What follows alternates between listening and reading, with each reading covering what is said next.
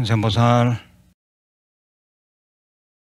국내외 시청자 여러분 반갑습니다. 우리 유튜브 불교대학은 불교 포교의 완전 맞춤 채널입니다. 주위에 공유해 주시고 구독 권선해 주시면 감사하겠습니다. 오늘 제가 제시하는 한자성어는 차생각온 내생왕길입니다. 차생각온, 이생 깨어 평안하며 내생왕길, 다음 생 좋은 곳에 나자. 다시 한번 읽어보겠습니다. 차생각온, 이생 깨어 평안하며 내생왕길, 다음 생 좋은 곳에 나자. 음미해 보시길 바랍니다. 오늘 본문의 주제는 오욕중재도 소멸하는 예수제의 공덕입니다. 오욕중재도 소멸하는 예수제의 공덕. 우리 서가모니 부처님 제세시에 빈비사라라는 왕이 있었습니다. 불교 최초의 사찰이 중림정사인데 이 중림정사를 지어서 부처님께 시주한 왕이 바로 빈비사라입니다. 그러니까 이 빈비사라 왕은 우리 불교 교단사에 있어서 굉장히 중요한 위치를 점하고 있습니다. 따라서 오늘 얘기를 잘 한번 들어볼 필요가 있습니다. 빈비사라 왕은 살아생전 59번의 예수제를 지내고 도솔천에 태어났다는 기록이 전해지고 있습니다. 이 예수제는 살아생전에 자기 사후에 행할 천도제를 미리 지낸다 해서 생전 예수제라고 합니다. 빈비사라 왕이 이렇게 살아생전에 많은 예수제를 올리게 된 데는 분명히 나름의 죄책감, 즉 악업장의 무게를 스스로 간파했기 때문일 것입니다. 이 세상을 살면서 죄라는 악업을 짓지 않고 살아가기란 대단히 어렵습니다. 그 표본이 빈비사라 왕이라고 보면 됩니다. 빈비사라가 다스리는 나라는 마가다국이었습니다. 15세 때 왕위에 올라 소국의 마가다를 대국의 마가다로 키웠습니다. 구체적인 예로 인접하고 있는 앙가 왕국의 정복이었습니다. 앙가 왕국의 왕을 죽이고 완전히 점령하기는 하였으나 너무나도 많은 목숨이 사라지는 것을 보고 빈비사라는 크나큰 양심의 가책이 있었습니다. 한편 빈비사라 왕은 3번의 결혼을 하게 되는데 그 첫 번째 부인은 코살라국의 공주로서 바라나시 등 큰 땅을 결혼 지참금으로 들고 왔으나 아기를 낳지 못하는 바람에 소박 맞았습니다. 그리고 두 번째 부인은 케마라는 여인이었는데 얼굴은 예뻤지만 도도하기 짝이 없었습니다. 왕과의 관계가 원만치 못했습니다.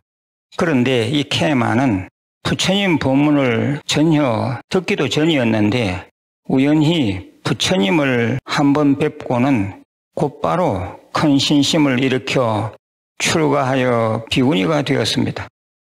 이후 3번째 부인을 맞이하기 전에 후궁에게 낳은 아들이 있었으나 빈비사라 왕은 정통 왕손이 아니라는 이유로 자식 취급을 하지 않았습니다. 3번째 부인은 우리들이 알고 있는 위제희였는데 나이 40이 넘도록 애를 낳지 못했습니다. 그러던 중 한 뜨돌이 역술인의 말을 듣고 설산에서 수행 중인 나이 많은 도인 수행자를 죽이게 됩니다. 남편인 빈비사라 왕과의 공모였습니다. 이유인즉슨 이 나이 많은 도인 수행자가 3년 후면 자연사해서 위제희 부인의 태속에 들어온다는데 그 세월을 기다리지 못하고 미리 살인을 한 것입니다. 경전에서는 도력 있는 수행자를 죽이면 오역죄라 해서 불통참회, 즉 참회해도 용서받기가 대단히 힘든다는 조항이 있는데 여기에 딱 걸린 것입니다. 아무튼 그렇게 태어난 아이가 나중에 자기를 해치게 되는 아사세 왕자입니다. 이상 빈비사라 왕이 저지른 악업을 대충 살폈습니다. 분명히 빈비사라 왕은 자기가 저지른 악업을 잘 인식하고 있었을 것입니다. 그 때문에 빈비사라 왕은 특별히 예수제 기도를 많이 하지 않았나 생각합니다. 그렇다면 빈비사라 왕은 어떻게 서가모니 부처님과 인연이 되었는지를 살펴보겠습니다. 빈비사라 왕이 다스리던 마가다국의 수도는 왕사성이었습니다. 당시 왕사성은 수행자들이 많이 모여드는 곳이었습니다. 빈비사라 왕은 궁전에서 창문을 열고 수행자들이 포용하는 모습, 탁발하는 모습을 보는 것을 즐겼다고 합니다. 어느 날 왕은 막 출가한 시타르타 태자의 걷는 자태를 보고 한눈에 어떤 큰 느낌을 받습니다. 그래서 곧바로 만나게 됩니다.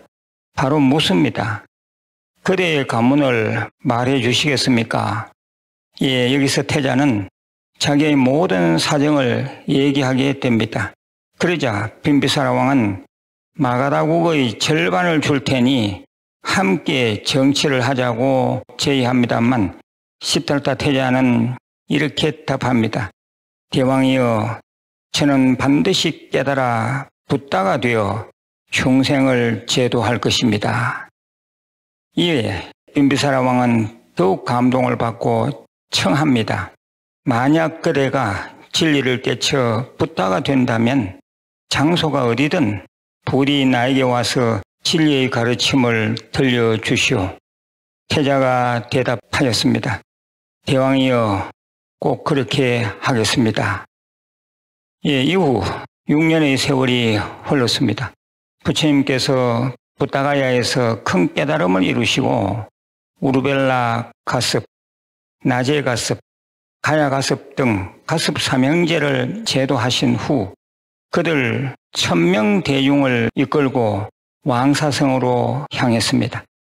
31살의 빈비사라 왕은 미리 정보를 얻고 왕사성 들어오는 초입에서 기다렸습니다. 드디어 부처님과 재회하였습니다. 부처님은 왕에게 보시의 공덕과 사성지의 8정도를 가르쳤습니다. 이에 왕은 말하였습니다. 부처님, 당신의 가르침은 그 무엇보다 거룩하고 훌륭하십니다. 저를 제자로 받아주십시오. 목숨이 다하는 날까지 부처님을 의지하고 삼보를 받들겠습니다. 저는 지금 어릴 때부터 갖고 있었던 5가지 소원을 다 이루었습니다.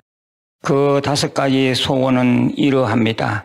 첫 번째 소원은 왕위에 오르는 것이었고, 두 번째 소원은 제가 다스리는 나라에 부처님이 오시는 것이었고, 세 번째 소원은 부처님께 예배를 드리는 것이었고, 네 번째 소원은 부처님의 가르침을 듣게 되는 것이었으며, 다섯 번째 소원은 부처님의 가르침을 완전히 이해하고 깨달음을 얻는 것이었습니다. 말을 마친 빈비사라 왕은 그 자리에서 부처님께 삼배를 올리고 중림정사를 지어 바치겠다고 약속하였습니다. 그리고 후일 곧 실행하였습니다. 그리하여 불교 역사상 최초의 사찰이 탄생된 것입니다. 다시 원위치로 돌아가 말씀드리겠습니다. 빈비사라 왕은 많은 악업을 지었지만 다행히 부처님 법을 만나 시주하면서 예수제를 지극정성 지낸 덕분에 사막도에 떨어질 과보를 면하고 도솔천에 태어났습니다. 불자 여러분, 빈비사라 왕의 허물보다 우리들의 허물이 적다고 장담할 수는 없을 것입니다. 빈비사라 왕이 예수제를 지내고서 죄업을 씻고 좋은 세상에 태어난 것처럼 우리들 또한 윤달 예수제라는 이런 기회가 있을 때 이 기회를 잘 잡아야겠습니다. 유튜브 불교대학, 한국불교대학 대관음사 이번 예수제는 특별히 가로 33m, 세로 10m 초대형 부처님의 가사를 지어드리는 불사이므로 더 큰 공덕이 있을 것입니다. 동참하신 분들의 이름을 부처님 황금가사에 박음질로 새겨드리겠습니다. 많은 동참 바랍니다. 그리고 스님 가사불사와 스님 가사에 이름 새길 분들은 설판 제자로 동참하시길 권해드립니다. 다시 말씀드립니다. 예수제 기도와 부처님 가사를 지어드리는 부처님 가사불사는 이중으로 하는 것이 아니라 같은 예수제 불사입니다. 예수제 동참하시는 분들은 예수제 천도 기도도 하고 또 아울러서 부처님 가사에도 이름을 올려드리겠다, 이런 얘기입니다. 마지막으로 공지사항입니다. 매주 화요일 오전 시간에 공부하는 오프라인 불교대학 수업이 3월 7일 시작됩니다. 월 학비는 10,000원이고 교재는 완전 무료입니다. 선착순이고 제가 직접 가르치겠습니다. 두 번째는 유튜브 불교대학 멤버십 회원을 위한 천수경 강의가 시작되었습니다. 회비는 월 2,990원이고 교재는 무료입니다. 많은 동참을 바랍니다. 그리고 마지막으로는 제가 늘 말씀드리는 5대 수행입니다. 매일 5대 수행을 꼭 하시길 바랍니다. 경전 독송, 대승경전 사경, 관세음보살 정근 기도, 절민 예배, 그리고 성관상수 등 참선입니다. 이 5대 수행을 부지런히 하시면 세상 사는 것이 훨씬 좋게 달라질 것입니다.